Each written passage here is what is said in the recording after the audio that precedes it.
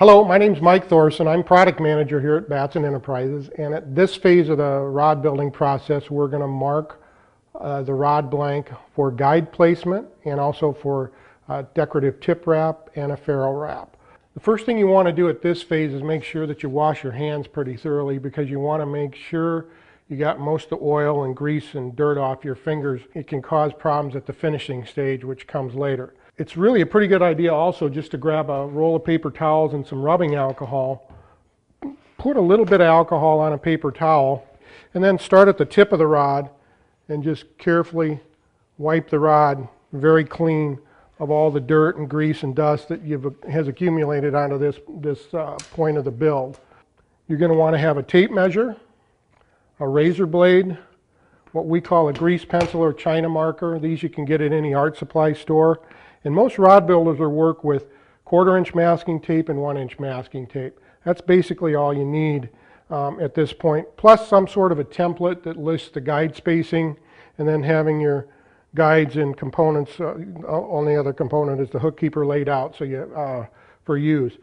At this point, what I like to do is count the number of guides that I have laid out on the bench, and also count the number of marks that I have on my template. In this case, there's 7 guides and 7 marks. Hallelujah. We want to make sure we have the same number. At this point, what I like to do is go ahead and just tear off a piece of the whiter masking tape, roll the rod so the reel seat hood is up, and I like to put a piece of tape, maybe 6 or 8 inches above the foregrip of the rod, and just lightly tape it to the bench. And the purpose of that is just to keep the rod from rolling around. The first mark we're going to put is merely just a 1/2 inch mark for the tip wrap. So you just mark a little white mark at a 1/2 inch. Our next mark happens to be at 4.5 inches. So I look at my tape measure, come to 4.5, put a light little mark. Sometimes you have to kind of grab the blank again. Try not to handle it a whole lot so you're not putting any dirt or grease back on it. Our next mark's at 9.5, which is right here. Then we go to 15, right here. 21, 28 inches,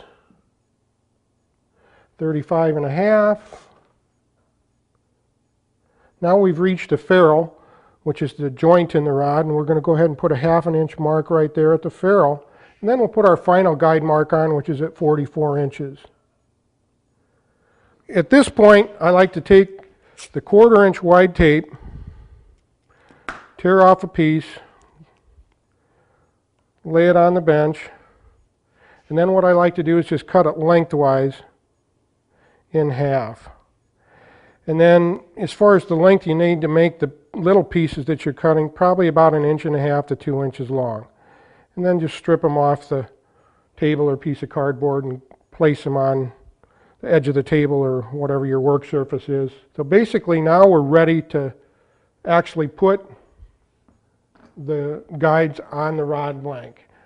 It's important that you put the tape right at the junction where the guide frame meets the foot, as you can see right here. On a spinning rod, this curve goes forward. So basically now we've got the tape on the foot. We're going to actually put our first guide on the rod blank. You're going to probably want to loosen this piece of tape that's been holding the rod in place, because you won't be able to move it then. And what we're going to do is just grab the rod carefully and keep this guide in line with the reel seat hood. Place it on the blank and then center the guide ring right over the white mark that you put on the blank. Then just kind of grip that tape and squeeze it around the blank.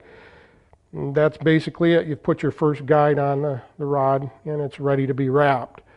Just as a reminder, it's very important to line up the ring of the guide with the mark. We're not putting the foot on the mark, we're putting the center of the ring over the guide mark on the rod blank. On the next guide, you basically do the same process again. Place the tape on the foot near the joint of the brace in the foot. Go ahead and find your next mark. Try to keep this guide in line with the one you put on previously. Squeeze the tape around the blank, and you've got that guide.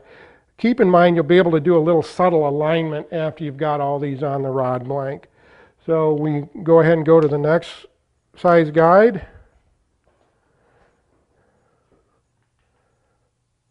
place the tape at the same juncture.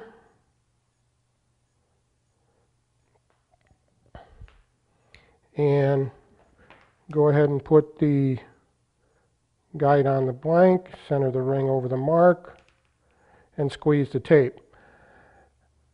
Now we're reaching a point where, believe it or not, we even have to use a narrower strip of tape.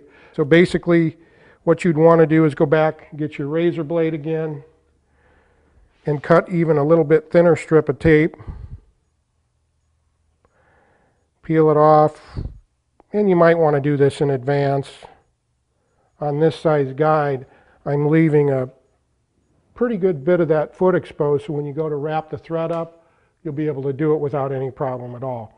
Once you have all the guides taped on, you're very close to being finished with the build of your first fishing rod. It's important that you be kind of patient over the next couple phases because it's the thread wrapping and the finishing process. Take your time, be patient with it, and make sure you let it dry long enough, and you're going to end up with a wonderfully built fishing rod that you've made yourself.